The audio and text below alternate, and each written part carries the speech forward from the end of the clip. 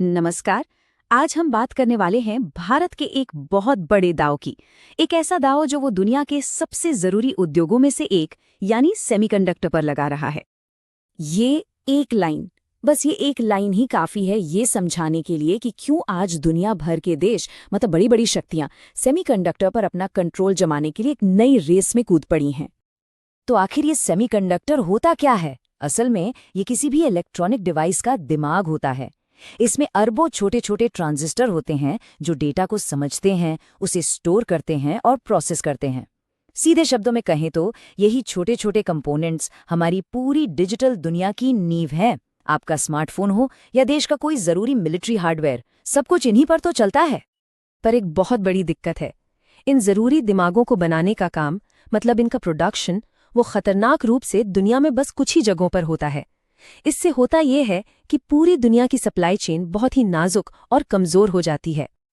तो इस पूरी ग्लोबल रेस में भारत कहाँ है? चलिए आज इसी को गहराई से समझते हैं।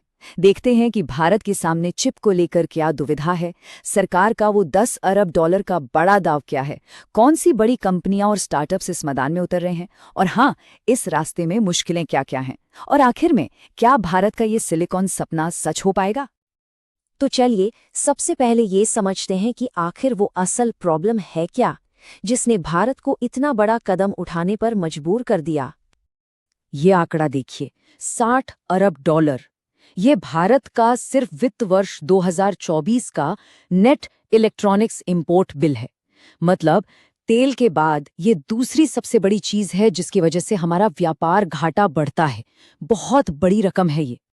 और ये सिर्फ पैसों का मामला नहीं है। सोचिए, जब दुनिया इतनी तेजी से डिजिटल हो रही है तो ये हमारी आर्थिक सुरक्षा और रणनीतिक आज़ादी का भी सवाल बन जाता है। तो सवाल उठता है, इस बढ़ती हुई निर्भरता को तोड़ने के लिए भारत का जवाब क्या है? वो अरबों डॉलर का प्लान क्या है? जवाब है सेमीकॉन इंडिया प्रोग्राम।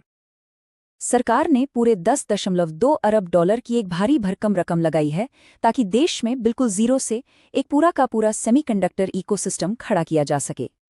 और जैसा कि इलेक्ट्रॉनिक्स और आईटी मंत्री श्री अश्विनी वैष्णव कहते हैं, प्रधानमंत्री का विजन बिल्कुल साफ है। सिर्फ एक फैक्ट्री या वैल्यू चेन के एक हिस्से पर फोकस नहीं करना है, बल्कि पूरे के पूरे सेमीकंडक्टर इकोसिस्टम को भारत में लाना है। मतलब बात सिर्फ चिप बनाने की फैक्ट्री लगाने की नहीं है, लक्ष्य है पूरा माहौल तैयार करना जिसमें गैस, केमिकल्स और मशीनें, हर जरूरी चीज शामिल हो। तो इस मिशन की स्ट्रैटेजी क्या है? देखिए, सरकार प्रोजेक्ट की लागत का 50% तक खुद उठाएगी। सेमीकंडक्टर और डिस्प्ले बनाने वाली फैक्ट्रियों, जिन्हें फैब कहते हैं, उन पर खास फोकस है। साथ ही पैकेजिंग, टेस्टिंग और डिजाइन जैसे कामों को भी सपोर्ट दिया जाएगा। और हाँ, जो नए स्टार्टअप्स चिप डिजाइन पर काम कर रहे हैं उन्हें भी खास इंसेंटिव मिलेंगे। कुल मिलाकर एक ऐसा प्लान है जिससे बाहर की बड़ी कंपनियां भी यहाँ आएं और हमारे अपने देश के चैंपियंस भी तैयार हों। ठीक है, प्लान तो बहुत बड़ा है, पर सवाल यह है कि इस पर पैसा लगा कौन रहा है? कौन है वो बड़े प्लेयर्स जो इस सपने को हकीकत में बदलने के लिए आगे आए हैं? तो देखिए, दो बहुत बड़े नाम सामने आए हैं। एक भारत का अपना टाटा और दूसरा इंटरनेशनल जायंट माइक्रॉन। ये दोनों ही बड़े बड़े निवेश के साथ इस मैदान में उतर चुके हैं, जो इस प्लान में एक मजबूत भरोसे का साफ साफ संकेत है। और ये कोई छोटे मोटे प्रोजेक्ट्स नहीं हैं, बिल्कुल नहीं। टाटा इलेक्ट्रॉनिक्स एक फाउंड्री में 11 अरब डॉलर लगा रहा है और माइक्रॉन एक ATMP यानी कि असेंबली, टेस्टिंग, मार्किंग और पैकेजिंग यूनिट में 2.75 अरब डॉलर्स का निवेश कर रहा है। हम यहाँ अरबों डॉलर के निवेश की बात कर रहे हैं। लेकिन कहानी सिर्फ इन बड़े दिग्गजों की नहीं है। स्टार्टअप की दुनिया में भी एक अलग ही हलचल है, एक नई ऊर्जा दिख रही है। देश में 100 से ज्यादा नए स्टार्टअप्स हैं जो चिप डिजाइन जैसे बहुत ही मुश्किल और दिमागी काम पर फोकस कर रहे हैं। पर जैसा कि हमने कहा, ये रास्ता आसान नहीं है। सच तो ये है कि जीरो से एक सेमीकंडक्टर इंडस्ट्री खड़ी करना दुनिया के सबसे मुश्किल कामों में से एक है, और ये रास्ता रुकावटों से भरा हुआ है। सबसे पहली और शायद सबसे बड़ी चुनौती लोग। अनुमान है कि 2027 तक हमें 2.5 लाख से ज्यादा स्किल्ड लोगों की जरूरत होगी। इन हाईटेक फैक्ट्रियों को चलाने के लिए जो इंजीनियर्स और टेक्नीशियंस चाहिए, उनकी भारी कमी हो सकती है। टैलेंट गैप के अलावा और भी बड़ी मुश्किलें हैं। देखिए, इन फैब्स को चलाने के लिए बेहिसाब बिना रुके बिजली और करोड़ों करोड़ लीटर अल्ट्रा प्योर पानी चाहिए। ये अपने आप में एक बहुत बड़ा चैलेंज है। फिर है ग्लोबल कंपटीशन। अमेरिका, यूरोप, चीन सब इस पर सैकड़ों अरब डॉलर लगा रहे हैं। उनसे मुकाबला करना आसान नहीं होगा। और हाँ, एग्जीक्यूशन का रिस्क तो है ही। ये बहुत बड़े और लंबे प्रोजेक्ट्स होते हैं। हमने देखा है कि कैसे वेदांता फॉक्सकॉन का 19.5 अरब डॉलर का प्रोजेक्ट टूट गया था, जो एक बड़ा झटका था। तो कुल मिलाकर देखें तो कहानी के दो पहलू हैं। एक तरफ अच्छी बातें क्या हैं? 18 अरब डॉलर से ज्यादा का सरकारी और प्राइवेट इन्वेस्टमेंट आ चुका है। जियोपॉलिटिक्स में फ्रेंड शोरिंग का माहौल भारत के पक्ष में है। हमारे अपने देश में बहुत बड़ी डिमांड है और दुनिया की बड़ी कंपनियां पार्टनरशिप कर रही हैं। लेकिन दूसरी तरफ चिंता की बात क्या है? इन बड़े प्रोजेक्ट्स को समय पर पूरा करने का रिस्क है, स्किल्ड लोगों की भारी कमी है और जो खिलाड़ी पहले से इस मैदान में हैं, उनसे तगड़ा कंपटीशन है।